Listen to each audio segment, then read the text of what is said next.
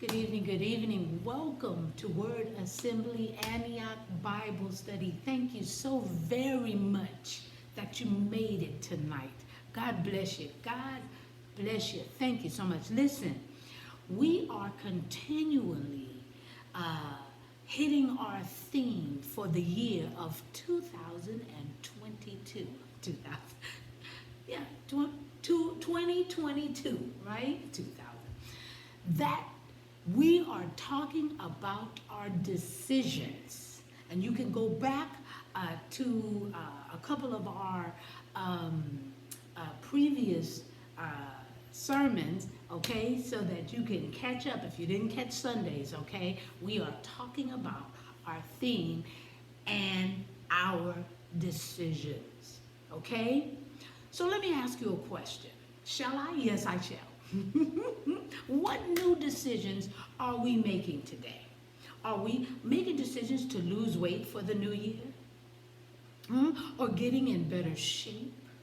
Or even eating healthier foods? Or searching for a better job? What type of decisions are you working with today?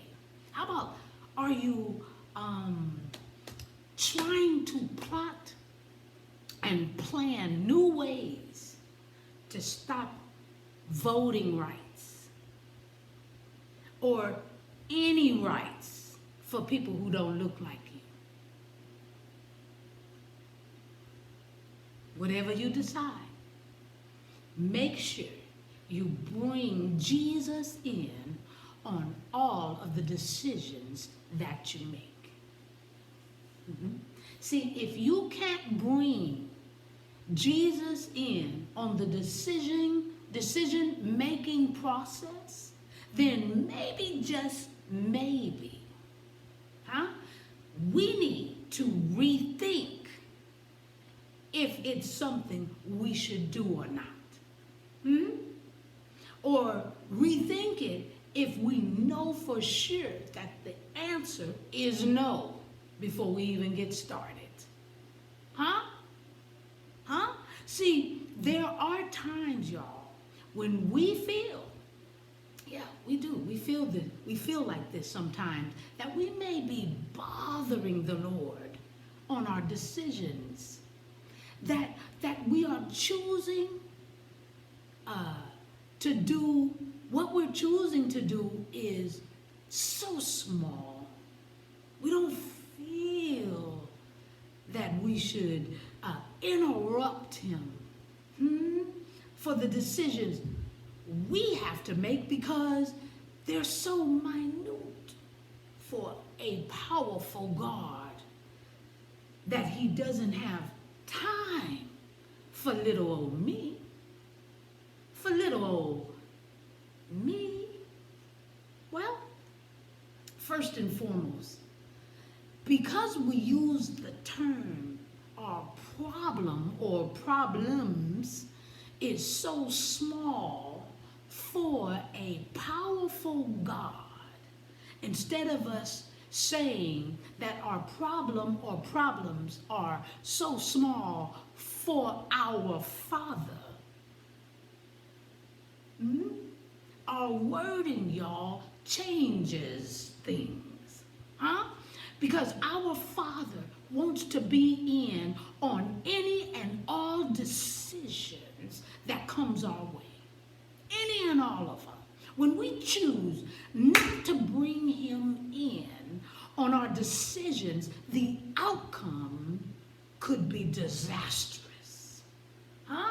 Just like it was for a few nations, when the prophet Joel wrote about it in the book titled with his name.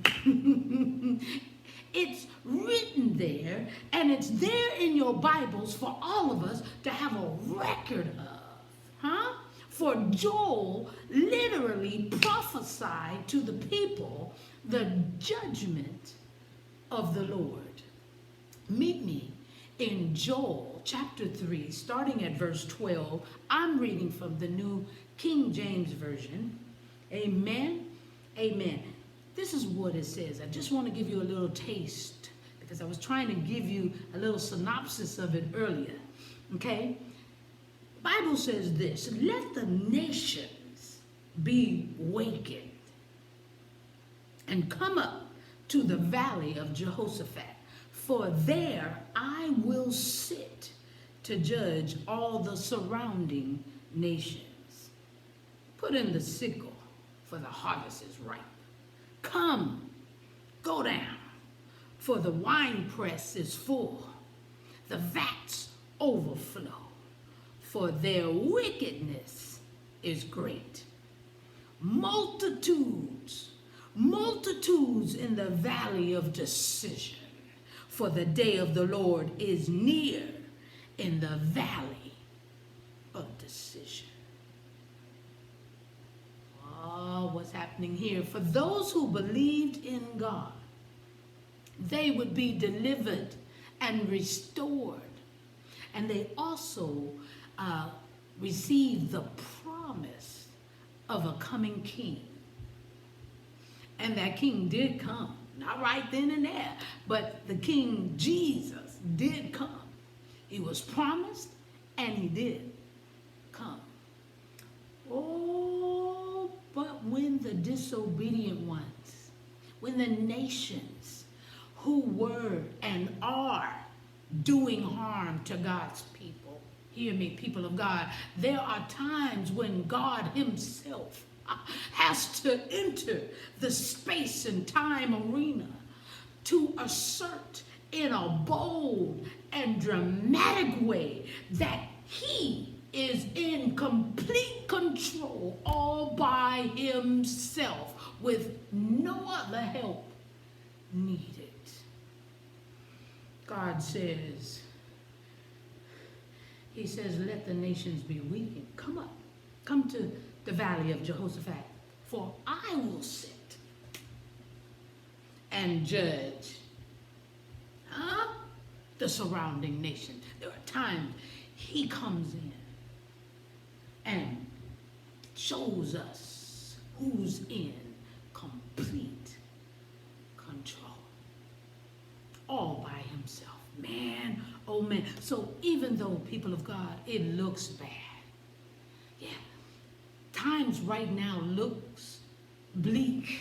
We got a virus that can change its appearance or its variance on how deadly it can become, or that the voting rights are so close to being taken away or even made harder for some but not for all, that cheating becomes law.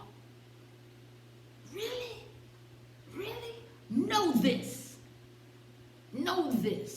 that when God and his sovereign power steps in, the nations and those who say with their mouths they believe in God, but within their hearts they show who they really truly believe in, which is Satan himself, they will fall. Yes, they will fail. All attempts will fail. This is why God must be in our decision-making process, so we won't stray. We won't fall for the okie doke. We won't listen to foolishness, fables, and lies. When we, the believers, ask for the Lord to come in our decision-making process, we are putting him in his rightful place as God and Lord over our lives. Like Joel, who is calling for Judah, he is calling for Jerusalem to repent, for the day of the Lord is at hand. So should we, people of God, as a country, turn to repentance. Our bad decisions has consequences, but our peace, our blessings, our lives totally depend on our decision to choose who we will serve. My choice is Jesus Christ. Whose is your choice? My God. Let's pray. Gracious Father, we thank you for this day. We thank you for the opportunity to get a word to Heavenly Father to help us in our decision making, to put you in the process of our decision making. We thank you, Father, for allowing us to get together and to repent of our sins, to pray for those who are sinning, to pray for help in the mind, in the body, and in the spirit of those who stand on wickedness and won't sway because pride is in the way. Father, we pray for them. We pray and we repent of our own. But Father, we're calling on you to make it right. To make it right for your people. To help us make better decisions as we go forward as a church body, as a family of believers, as your children.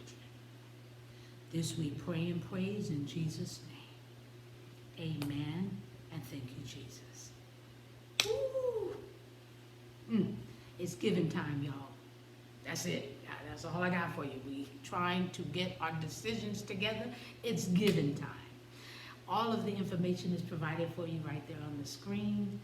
Thank you so much for all you do. Continue to help us, dear Heavenly Father, and let's get together.